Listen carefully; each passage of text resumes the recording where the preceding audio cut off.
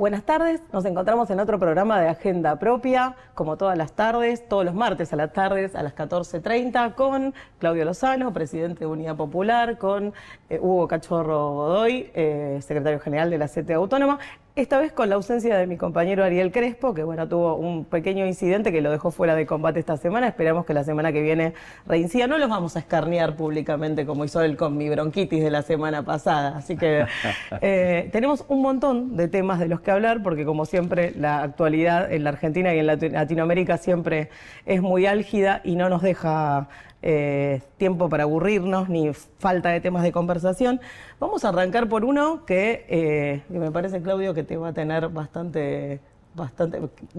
tener mucho para decir, que es la visita de nuestro ministro de Economía, Luis Toto Caputo, recientemente premiado como mejor ministro de Finanzas de Latinoamérica, por una revista de la que lo desconocía todo hasta que lo premió, reunido con las autoridades del Fondo Monetario Internacional en vísperas del vencimiento, ¿no?, de este acuerdo, ¿cómo se llama?, de facilidades extendidas. Facilidades extendidas. Sí. Y le dieron como un abrazo, un apretón de manos, una felicitación, un montón de halagos, pero cero plata.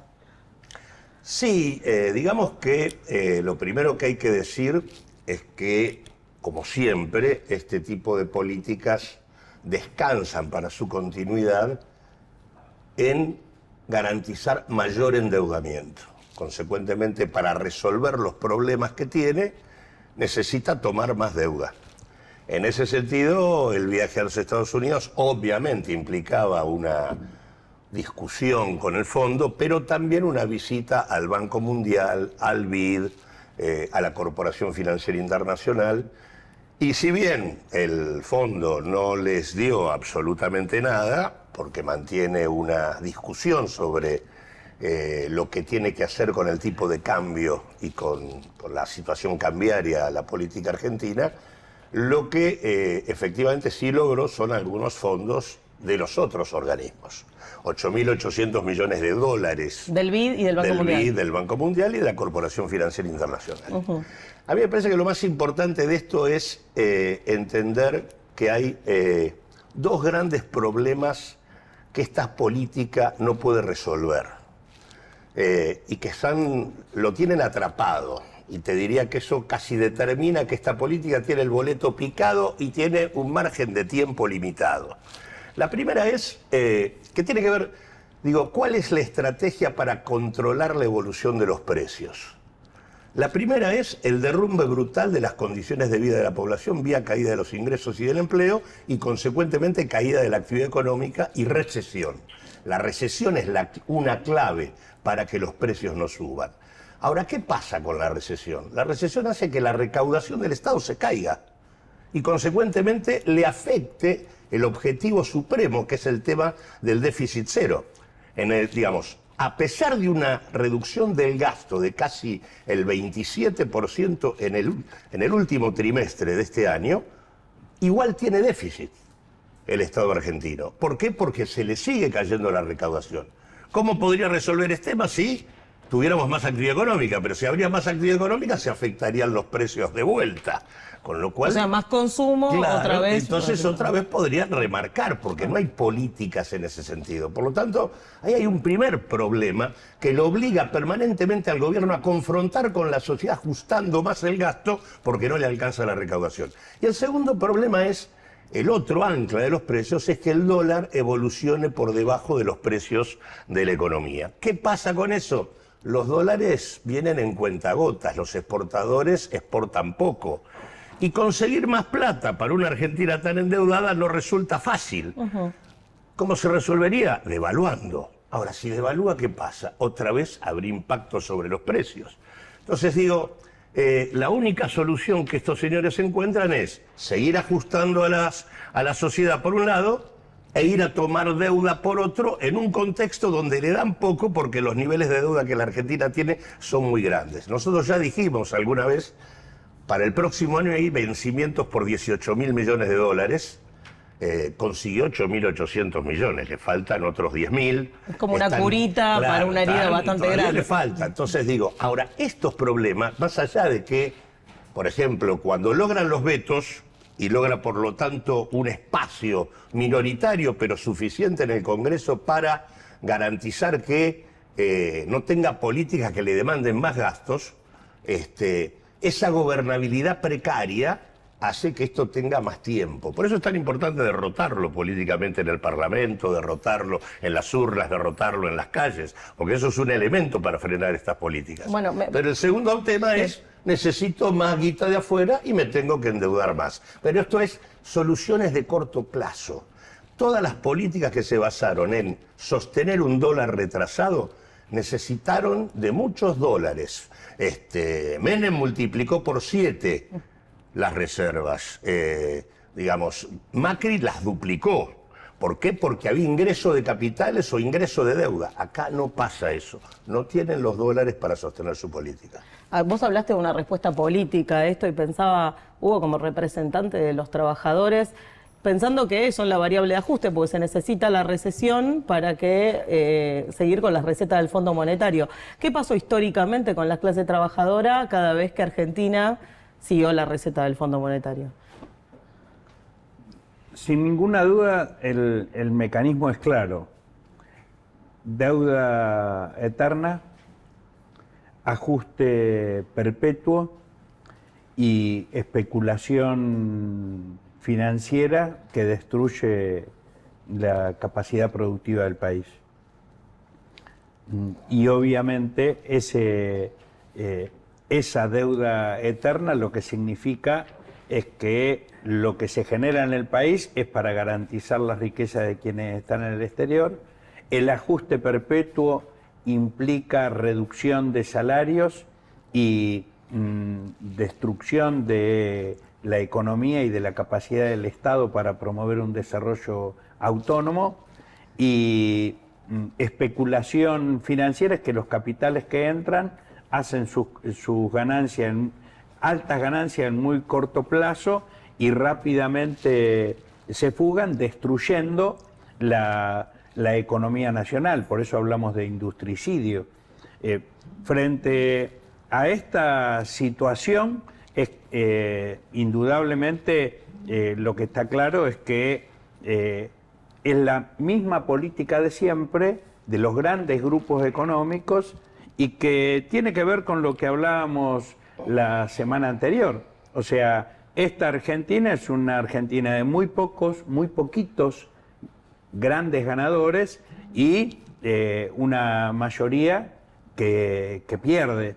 Frente a esta situación, esta mayoría, desde el punto de vista social, laboral, debe unirse, tanto los trabajadores, tanto los pequeños y medianos empresarios, el movimiento cooperativo, los pequeños campesinos del campo argentino, y entonces nuestra tarea es organizar esas expresiones de rechazo a esta política económica y social. Hoy el gobierno tiene ese veranito producto de la fiesta de estos grandes grupos económicos. Porque ¿cómo se explica que esté viviendo esta situación el gobierno, que obtenga estos recursos? Es porque lo siguen respaldando los grandes grupos económicos que, como vimos la semana pasada en la Argentina, se agrupan en idea y están de fiesta, de orgía, frente a esta violación sistemática de los derechos del pueblo argentino. Milei trató de naturalizar el sentido de la palabra violación. Decía, el Estado viola. Es como si tuviéramos un montón de cunas y el Estado viniera y violara a cada uno de esos bebés. Eso decía brutalmente Milei. Con esta brutalidad lo que ha tratado de naturalizar es la violación que hoy padece la mayoría de las argentinas y de los argentinos, derrumbándose los niveles de ingreso, acrecentándose el hambre, mientras hay una un pequeño grupo de empresarios que está en estado de éxtasis por la orgía que está viviendo, donde sus ganancias se multiplican por 20, se multiplican por 50, y frente a esto, el pueblo tiene que recuperar la capacidad de soberanía y de intervención, porque la contracara de esto es la fragmentación que hay en el campo político institucional y la necesidad de construir una unidad que fortalezca la lucha en las calles y que obligue a una representación institucional bastante carente de iniciativa política, que no sea el internismo, para que adopte un criterio de intervención política que permita el juicio político a Milei para ponerle freno a esto, y que el Congreso de la Nación prohíba definitivamente gobernar por decreto de la Nación,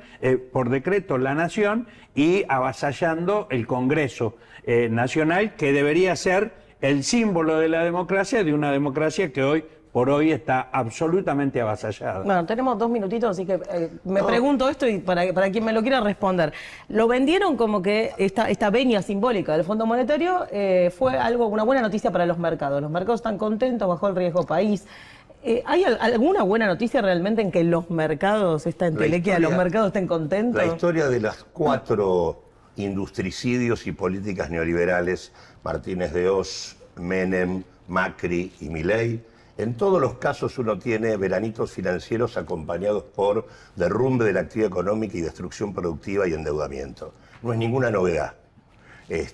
Lo que sí me parece que hay que insistir es que acá hay cosas que esta política no tiene resueltas. Hoy hay algunas cuestiones, como son el tema del blanqueo, que le está incorporando, un blanqueo cuasi delictivo, donde no se pregunta de dónde viene el dinero y demás, que está incorporando cerca de 14.000 millones de dólares de nuevos dólares a la Argentina. Consecuentemente, hay algunos elementos que permiten este veranito financiero. Pero lo que insisto acá es que esta política tiene 2 cuestiones que son caída de la recaudación y falta de dólares genuinos, que le pone permanentemente un límite en el tiempo. Consecuentemente puede resolver en el corto plazo, pero no a futuro. Ahora, la semana pasada logramos, sobre la base de la presentación de 500.000 de firmas para voltear el DNU, el compromiso de un arco legislativo que llega hoy a más de 130 diputados luego de la fractura del bloque radical, para voltear el decreto de necesidad y urgencia y para garantizar que no se pueda mantener un decreto de necesidad y urgencia simplemente con el acuerdo de una Cámara. Así que en este sentido hay que avanzar para poner límite, que es la mejor manera de terminar con esta historia. Bueno, nos vamos a una pequeña mini pausita, ya venimos.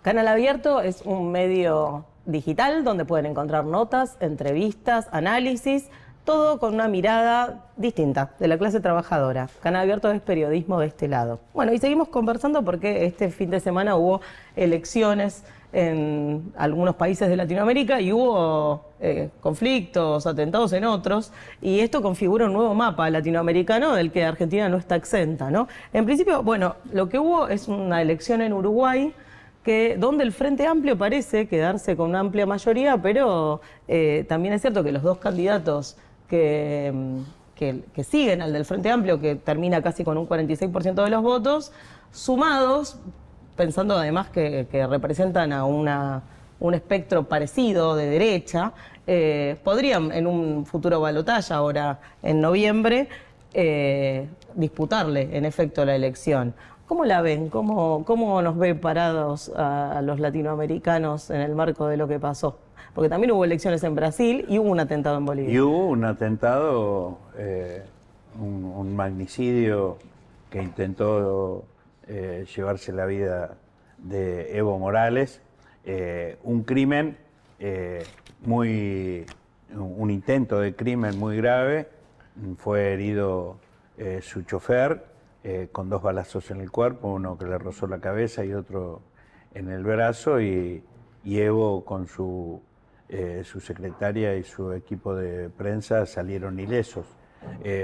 Pero verdaderamente repudiable este hecho. Hay denuncias y sospechas de que el helicóptero por el cual se fugaron había salido de una base militar y que serían efectivos de estructuras del Estado las que efectuaron este atentado. Por lo tanto, esto cuestiona, de hecho Evo acusa al gobierno de Lucho Arce por esta situación, y recordemos que se da en el marco de un crecimiento de las protestas y de los cortes por demandas del campesinado y de los trabajadores del campo que no están siendo respondidas por el gobierno. Por lo tanto, la situación en Bolivia es muy grave desde todo punto de vista, de quienes intentan resolver las diferencias a través del crimen. Ya nosotros aquí en la Argentina tuvimos un antecedente de un intento de asesinato de la vicepresidenta. Y por otro lado, la gravedad está dada por el hecho de que fue Evo el líder que permitió enfrentar y derrotar al golpe de Estado y de promover la asunción y las elecciones que llevaron a Lucho Arce al gobierno, y que ese gobierno hoy se está actuando en sentido contrario, y por eso que Evo se opone fuertemente. La situación es grave desde ese doble punto de vista, porque en una lucha entre sectores populares el único que se beneficia son los que promovieron el golpe de Estado, la oligarquía y los grupos económicos bolivianos y el Departamento de Estado, que una vez más, de Estados Unidos, que una vez más estuvo detrás de ese golpe de Estado en Bolivia. La elección en Uruguay creo que es un buen síntoma, favorable. El Frente Amplio, la elección anterior, la había ganado también en primera vuelta por 10 puntos de diferencia, hoy gana por 17 puntos de diferencia.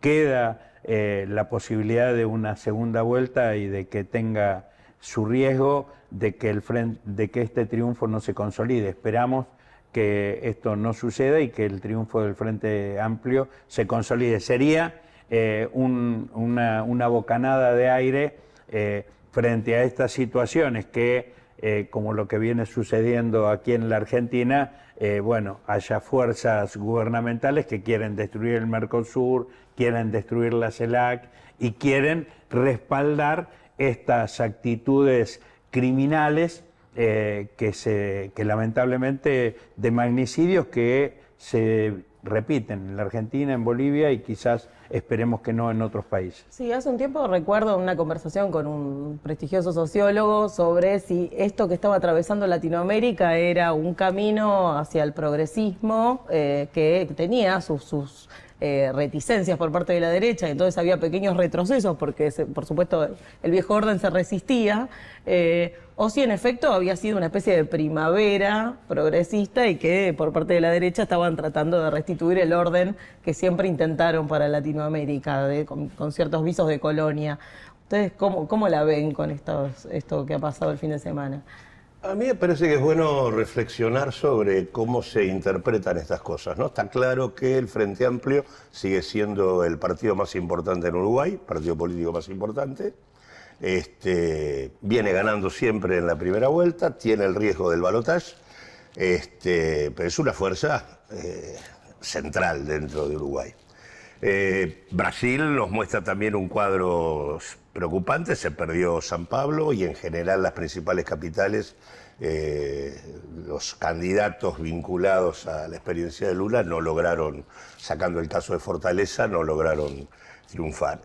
Y lo de Bolivia también marcó un tema porque cuando Evo acusa a Arce, que es el sucesor de Evo, claramente planteó una situación de fragmentación de la experiencia boliviana que es preocupante para todo lo que son las experiencias progresistas, transformadoras en la región.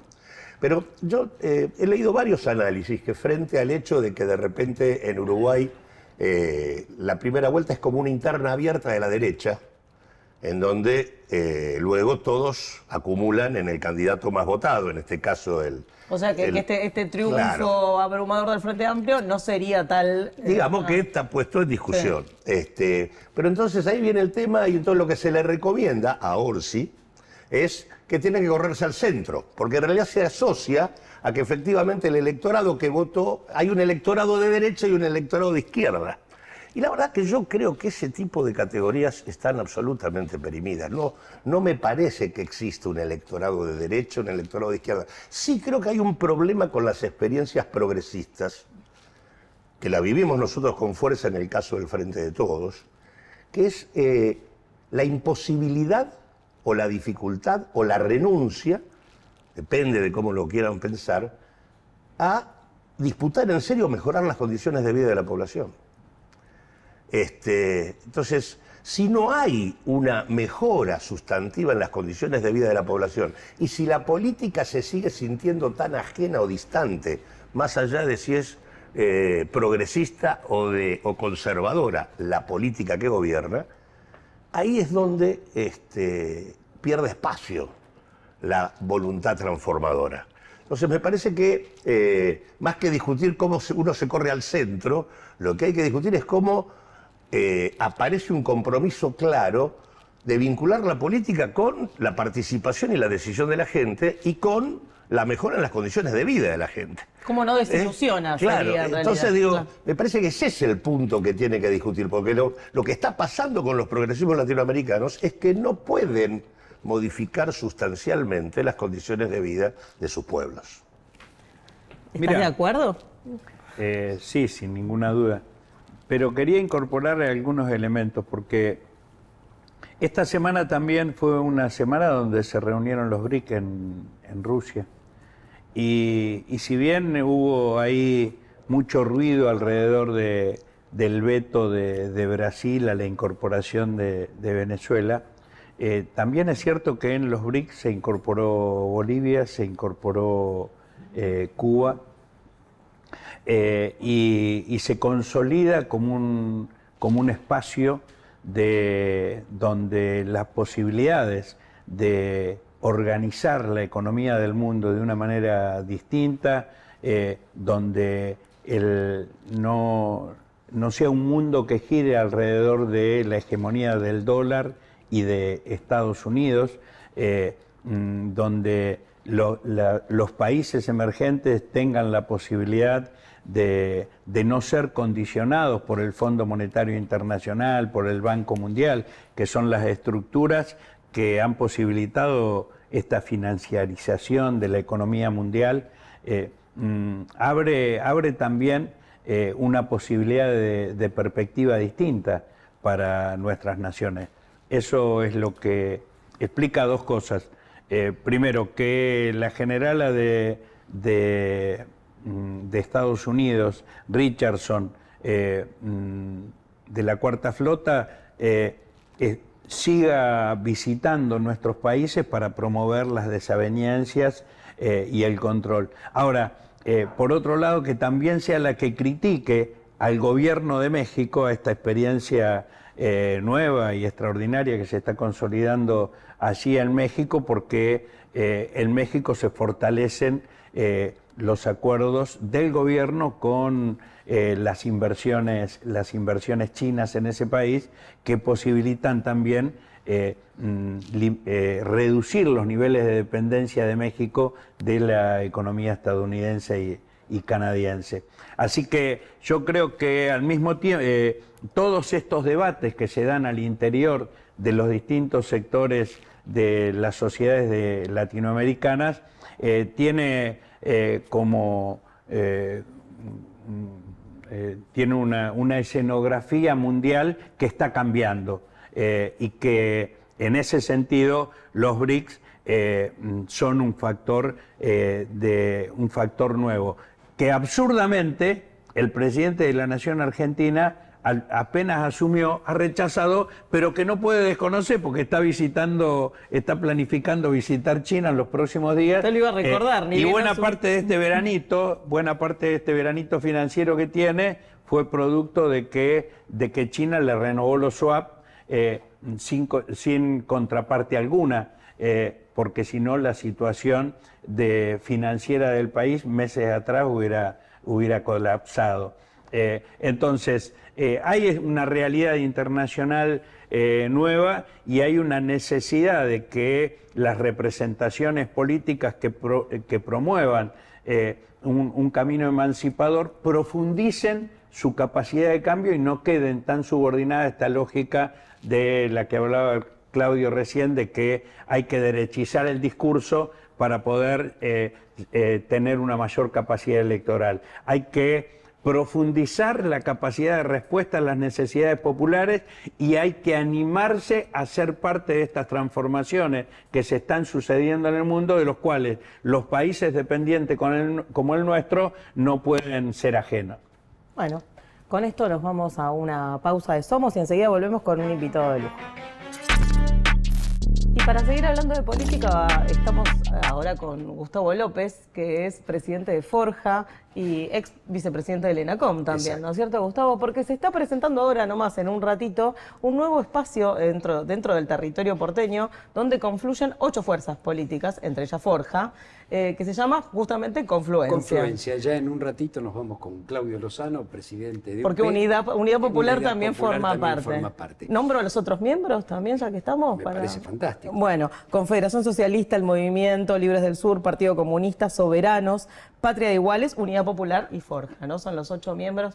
¿Qué viene a proponerle a los porteños este nuevo espacio? A ver, primero una caracterización que se hizo muy bien en el documento, y es que nosotros estamos contra la política de Milei, pero quien implementa esa política desde ya hace 16 años en la Ciudad de Buenos Aires es el macrismo.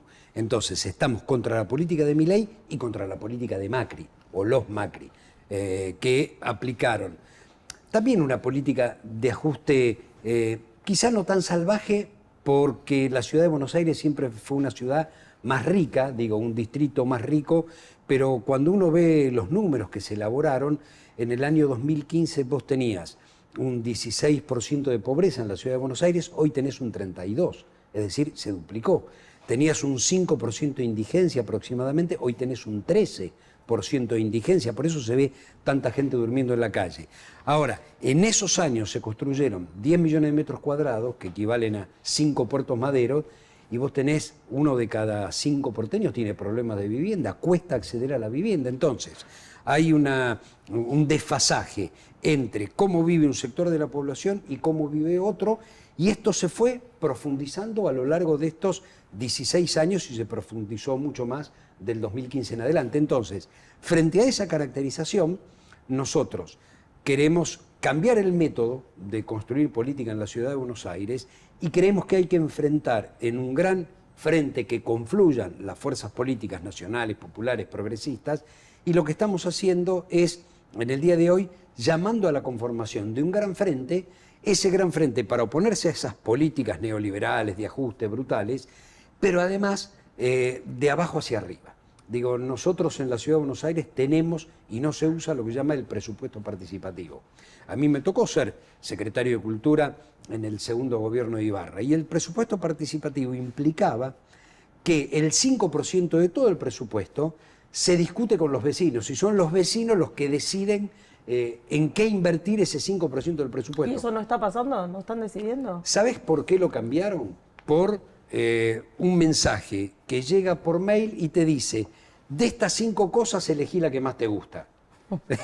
Entonces, primero te limitan el campo de acción, las preguntas te la hacen ellos y no vos, y segundo, uno no sabe qué pasa con eso, porque en la práctica no hay más presupuesto participativo. Entonces lo que decimos es: construyamos desde abajo, preguntándole a los vecinos, y obviamente le vamos a ir a hacer también propuestas a los vecinos. Así que lo que queremos es cambiar la forma de hacer política, construir un gran frente y enfrentar esas políticas que están del otro lado. Hay, ¿no?, un reacomodamiento de las fuerzas de oposición, está pasando en todas partes, está pasando incluso de partidos centenarios como la UCR, dentro del PJ, donde hay una disputa al respecto de quién lo va a conducir. ¿Esto tiene que ver con la irrupción de la libertad de Avanza dentro del escenario político que puso a las otras fuerzas políticas a repensarse? Yo creo que sí. No sé si van a coincidir Claudio y Cachorro, pero mi opinión Ahora es les que, preguntamos. así como cuando recuperamos la democracia, el bipartidismo duró 20 años y el 2001 se comió el sistema bipartidista, a partir de la crisis del 2001 y la conformación de un gran frente con la centralidad en Néstor Kirchner, que reconfiguró el mapa político, yo creo que duró hasta el 2023. Y que ahora está en efervescencia y en ejecución un nuevo reacomodamiento. Esto no implica que desaparezcan los partidos, que desaparezcan los personajes. Hay un nuevo reacomodamiento. Milei llevó hacia la ultraderecha a la derecha argentina. Si uno ve que el PRO se partió, que Macri está buscando de qué manera se alía con Milei para ir juntos a una elección, y que hay un sector del radicalismo cada vez más grande que usa la peluca de Milei, y también ha habido un reacomodamiento, yo creo que de este lado también debe haberlo. Fíjate vos, esta mañana estaba dando clase en la facultad y pensaba, justo estaba dando balotaje, y decía, Massa salió primero, sacó el 37 y pico, Milei con apenas el 30, después lo pasó por encima en la segunda vuelta. Más allá de que la gente por bronca votó a Milei y todo lo que nosotros pensamos de Milei, también le dijo basta a otra cosa. Y eso lo tenemos que tener en claro. Dijo basta a una manera de construir política. Bueno, me parece que lo que tenemos que proponer es otra manera de construir política en un mundo político argentino que se reconfiguró. Esta es mi opinión.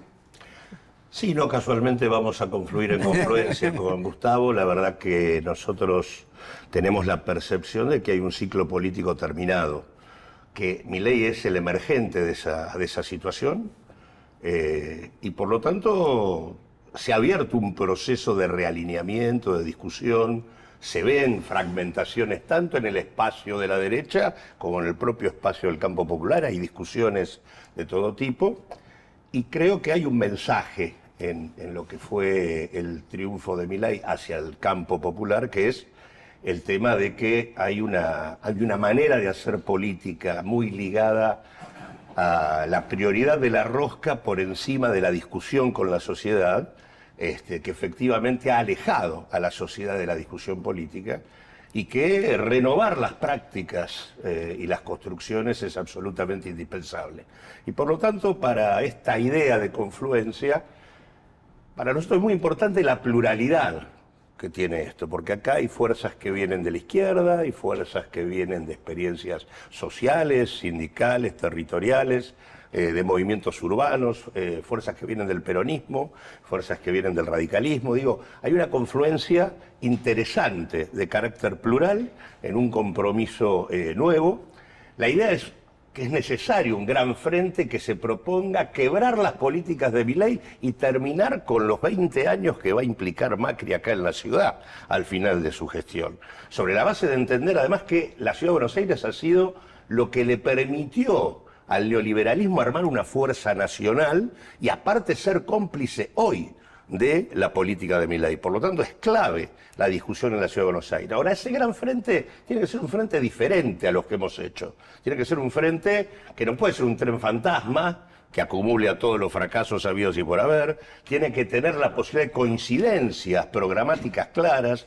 Tiene que tener democracia interna. No puede ser sobre la base de la imposición. Digo, hay todo un conjunto de cosas que tienen que ser distintas a lo que fueron, y es en ese rumbo, en todo caso, en el que estamos. No ser un frente anti, como se había armado en algún momento. Es más, ahí hay un paradigma que es para nosotros el tema de la discusión de la democracia participativa y ambiental en la Ciudad de Buenos Aires. Es una clave central para confrontar con el modelo que implicó duplicar la pobreza en la ciudad, y hoy en la Ciudad de Buenos Aires, aunque no parezca, 6 de cada 10 porteños no llegan a fin de mes.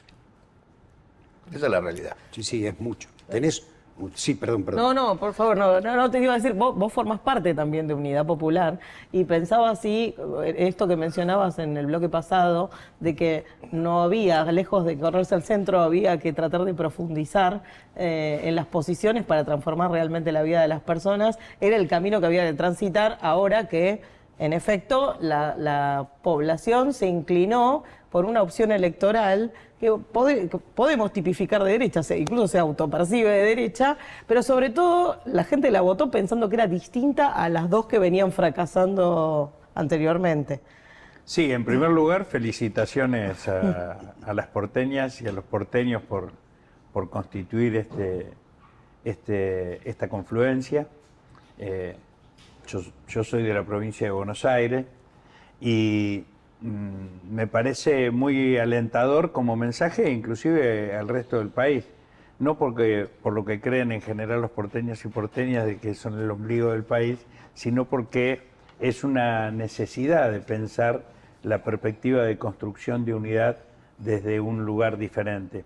Porque además lo integran esta confluencia organizaciones, algunas de las cuales formaron parte en su momento del Frente de Todas y otras que estuvieron por afuera del Frente de Todas o de lo que fue Unión por la Patria. Y hay entonces una perspectiva de construcción política que quiere trascender los límites de cristalización en la que hoy se quiere cristalizar la política argentina.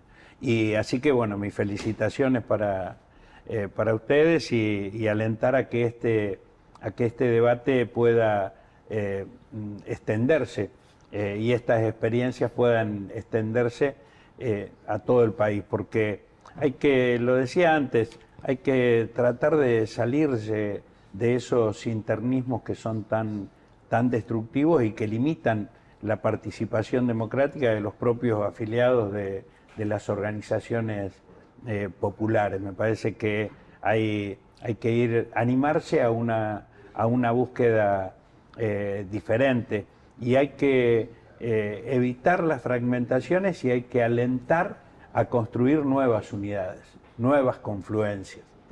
Y esto no lo digo en términos de que se sumen todos a confluencia, ojalá lo hagan u ojalá esta experiencia pueda multiplicarse, pero me parece que es muy importante. No quiero dejar de hacer mención, porque en la responsabilidad que tuvo en Enacón López, porque el jueves pasado pudimos protagonizar un hecho muy importante, que fue un encuentro, un Congreso Nacional de Cultura y Comunicación, que fue el producto de una serie de encuentros de diversas organizaciones del campo popular, de trabajadores, de artistas, y que se terminó realizando un encuentro nacional en el Teatro Argentino de la Ciudad de La Plata, y estuvimos acompañados ahí por el gobernador Axel Kicillof, que fue, bueno, un hecho muy claro en términos de defender Enacom frente a su vaciamiento, defender el Inca frente a su vaciamiento, defender ARSAT frente a su privatización y destrucción, porque la cultura y la comunicación no solamente tiene que ver con los contenidos, sino también con los instrumentos organizacionales que nos damos como sociedad para poder canalizar ese pensamiento. Y ahí hay el rol de la tecnología y de los instrumentos comunicacionales en manos del Estado son fundamentales. Así que a 20 años de haber creado y haber establecido la Coalición por una Comunicación Democrática que posibilitó haberse aprobado en un determinado momento en la Argentina la ley de medios, que es una confluencia de características similares pero más amplias y comprometida en la defensa de estos valores que están en debate. Me parece que era muy importante mencionarlo, fundamentalmente por la experiencia que tuviste en ENACOM, y bueno, y por la necesidad de defender esos instrumentos del Estado para posibilitar una soberanía en el plano comunicacional y cultural. Sí, estuve allí, todos los discursos, Cachorro habló, todos los discursos fueron muy importantes. Me llamó la atención una cosa, había algunos secretarios de Cultura de provincias que no se oponen a Milei, pero sin embargo, porque estaba el de Misiones, por ejemplo. Claro. Y uno dice, ¿y por qué está acá? Bueno, porque tiene la conciencia de que esto es central, que esto es importante, que no se puede destruir.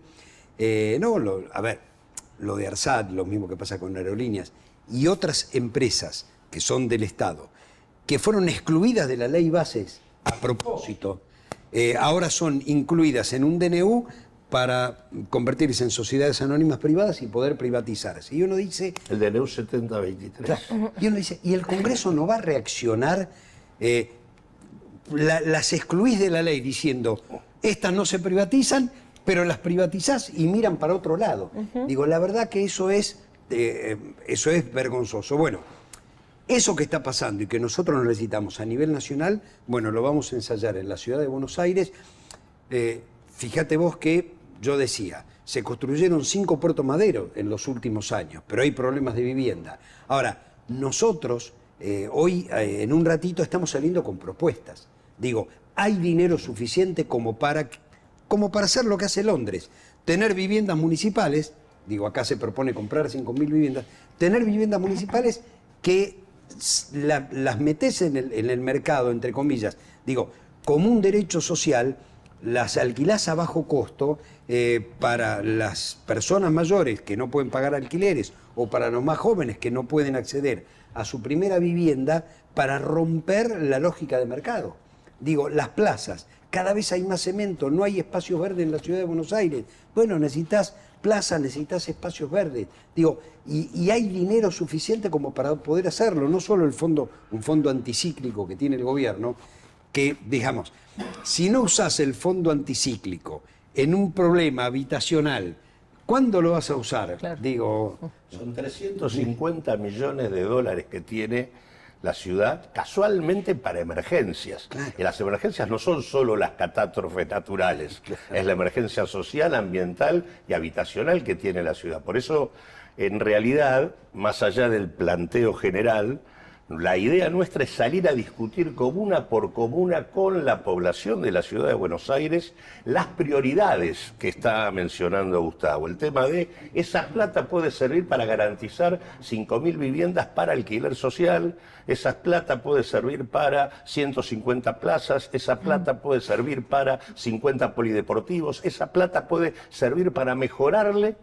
las condiciones de vida a los porteños. Y eso se puede hacer hoy. Amén de que además el gobierno de la Ciudad de Buenos Aires va a comenzar a recibir un 10% más de recaudación que la que recibe por el acuerdo entre Nación y Ciudad. Es decir, va a tener 1.400.000 millones de pesos más por año. Con lo cual, los porteños tienen que comenzar a discutir a dónde van los mangos en la ciudad. Y la verdad que el planteo además de esto, discutir un planteo nacional, es porque desde la Ciudad de Buenos Aires queremos ir al encuentro de políticas de confluencia similares en el resto del país, porque lo que necesitamos es que Milei se acabe en el 2025. Qué brutalidad esto, ¿no? Vos sabés que estos números que estás indicando, estuve en el Impenetrable el fin de semana. El sábado hicimos una asamblea con 200 campesinos pobres de Chaco, Formosa y Salta. Ajá. Y también había de Santiago del Estero, 200 en pleno Impenetrable, ahí en Fortín Belgrano. La falta de el problema del agua, de la sequía en eso, se contrapone con la situación de inundaciones que padecen en otros momentos, o de la existencia de aguas urgentes. Claro. Y ahí el gran problema que tienen es que no hay intervención del Estado para garantizar infraestructura, que esas aguas urgentes que existen puedan ser contenidas y utilizadas en tiempos de sequía. Claro. Entonces, esta desigualdad estructural que hay en nuestro país y esta acción de gobierno de Milei, que en vez de ir en búsqueda de superar esas desigualdades, las profundiza de manera tan brutal, ¿no? Privilegiando su acuerdo para posibilitar mayores negocios por parte de Macri en la ciudad de Buenos Aires, y mientras tanto se destruyen las estructuras del Estado, las pocas que quedan en las provincias, con desigualdades tan tremendas como las que viven estos campesinos allí en el bosque impenetrable del Chaco, Salta, Formosa y Santiago del Estero. Esta desigualdad que mencionaba Cachorro a nivel nacional tiene un botón de muestra en la ciudad de Buenos Aires por estos números que exponía Claudio. Hay más de una ciudad de Buenos Aires dentro de la ciudad. Comuna no se vive igual. No es lo mismo el sur que el norte. Nosotros lo veíamos cuando me tocó mi último cargo, que fue en ENACOM, con la conectividad. La ciudad de Buenos Aires tiene una conectividad superior al 100%. Es decir, entre la cantidad de viviendas y la cantidad de conexiones, supera el 100%. Ahora, eso está concentrado en determinados barrios, sobre todo el centro, la zona bancaria, pero cuando vos vas a los barrios populares, a las villas, no llega al 40%. Y además es precaria. Entonces, nosotros hicimos un plan que abarcó todo el país, los 5.000 barrios populares del RENAVAP. Esas obras se empezaron a hacer y desde diciembre del año pasado no dieron un peso más.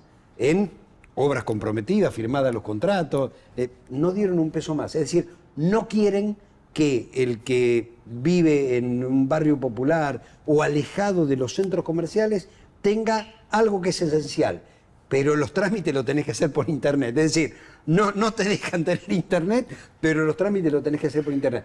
Uno lo ve en eso y lo ve en todo lo demás, en el acceso a la vivienda, al agua, a las plazas. El asfalto. El asfalto, digo. Con esto del agua que Claro. decía Cachorro, hay 600.000 personas que viven en la ciudad de Buenos Aires que no acceden al agua potable. Es tremendo. 600.000 personas después de una gestión que lleva 16 y va para los 20 años. Ahora, ¿el 20%? Sí. El 10% vive en asentamientos, el 10% de la población de la ciudad. 300.000 personas de los los 3 millones de personas que viven en la ciudad. Ahora, con la plata que hay, yo recuerdo, en el 2015 competí en una interna del Frente para la Victoria para jefe de gobierno. Obviamente perdí, ¿no? Y después nosotros perdimos la elección contra Rodríguez Larreta. Pero yo proponía todavía todo el corredor norte, que era la autopista que nunca se hizo, el Donado y Holmer. Yo decía, ahí se pueden construir viviendas de carácter social, digo, se pueden construir, se pueden dar a 30 años, y efectivamente se construyeron, todas privadas, y las comercializaba, no me acuerdo qué inmobiliaria de las grandes. Se hizo un solo edificio, una sola vivienda de todo ese corredor para el sector social. Todo lo demás se hizo de manera privada, de lujo. Para el negocio inmobiliario. Absolutamente. Entonces, todas las tierras de la ciudad de Buenos Aires van al negocio inmobiliario. Y son muchos los barrios que cuelgan carteles y dice basta de cemento, porque además no te da la capacidad, la presión del agua. Y yo no sé quiénes las usan, porque en realidad, digo, si vos tenés cada vez más problemas de acceso a la vivienda, porque además no tenés crédito para el acceso a la vivienda, y se construyen desde el sector privado en tierras que eran públicas. Nosotros teníamos el Dorrego, que era un espacio de una manzana entera donde se hacían recitales, festivales, ferias, etcétera, etcétera. El Festival de Música, me acuerdo. Exacto, Festival de Música, el Festival de Tango, el Mundial de Tango, el Festival de Jazz, las ferias de diseño. Llegamos a hacer puro diseño que se hacía en la rural y que te cobraban entrada de manera gratuita para que la gente pudiera entrar. Esa manzana se vendió. No sé cuántos edificios y metros cuadrados van a construir. Se construyeron 10 millones de metros cuadrados. Cuando Gustavo decía 5 puertos maderos, Exacto. 10 millones de metros cuadrados. Y sin embargo, la ciudad de Buenos Aires fue agravando su situación habitacional el déficit habitacional crece y la cantidad de gente que alquila en la ciudad es cada vez mayor. Sí. O sea, disminuyó sensiblemente la cantidad de propietarios en la ciudad de Buenos Aires. Así que, en este sentido, hay un modelo de profunda desigualdad por detrás de la estrategia que viene aplicándose en la ciudad de Buenos Aires, que está revestida por una idea de una ciudad al turismo, una ciudad más linda, más bella, pero en donde quienes la habitan tienen progresivamente cada vez menor capacidad de disfrutarla. Desde hace 10 años que no se hace 1 centímetro de subte, no 1 metro, 1 centímetro. Y eso, Macri iba a hacer 1 kilómetro por año. Bueno, ¿no? hace Era 10 1 kilómetro. Macri lo único que hizo fue inaugurar lo que se había empezado 15 años antes. Terminó de inaugurar 2 o 3 estaciones de subte de la línea H y después, desde ese momento, no se hizo 1 metro más de subte en la ciudad de Buenos Aires. La ciudad, que como decía Claudio, desde hace 70 años tiene la misma cantidad de habitantes, debe haber aumentado en un 50% la cantidad de metros cuadrados en los últimos 70 años y cada vez es más gente la que alquila y menos propietarios. Y con la misma infraestructura de hace 100 años. Claro. Porque, o sea, se construye para arriba, pero para abajo... No, claro. No. No, nos queda muy poco tiempo, Sí. me están haciendo señas, así que esta es la última. Vos hablabas de esta transversalidad, hablaba Claudio también, que tiene confluencia, estas nuevas formas de hacer política que la gente está demandando. ¿Es una demanda que viene desde 2001 y que la política todavía no ha resuelto, que ha podido ir emparchando, respondiendo más o menos, pero que no resolvió? ¿Hay un pedido profundo de hacer política de otra manera? Sí, sí. Se canalizó en un momento. Yo creo que, desde mi punto de vista, el primer periodo de Kirchner se canalizó y después se volvió al mismo esquema. Es así, es así. Yo comparto esa idea, porque a la ruptura del bipartidismo que terminó construyendo la reforma constitucional del 94, que hoy la estamos sufriendo tanto porque Milei lo que quiere es profundizar la fragmentación del país, la disolución de la nación.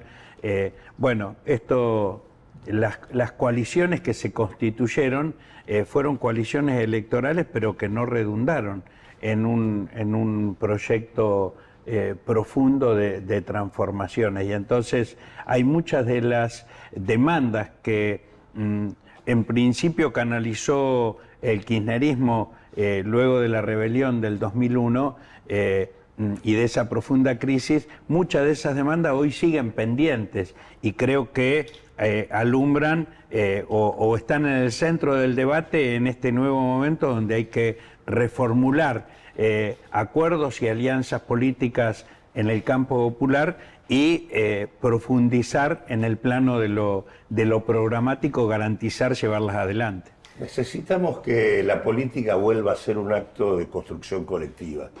La gente ha dejado de sentirse parte de un proyecto de sociedad. Y en tanto eso no se reconstituya, se hace difícil ponerle cierto nivel de disciplina a los que permanentemente, de manera minoritaria, esquilman al conjunto. Bueno, Gustavo, muchas gracias por venir. Gracias. Les deseamos mucha suerte de este lanzamiento de Confluencia. Gracias. Que va a Para allá acontecer. vamos. Bueno, y esto fue Agenda Propia. Nos despedimos. ¿A dónde ahí? Bueno, hasta el próximo martes a las 14:30 por Canal 7 de Somos o 519, depende de dónde te conectes.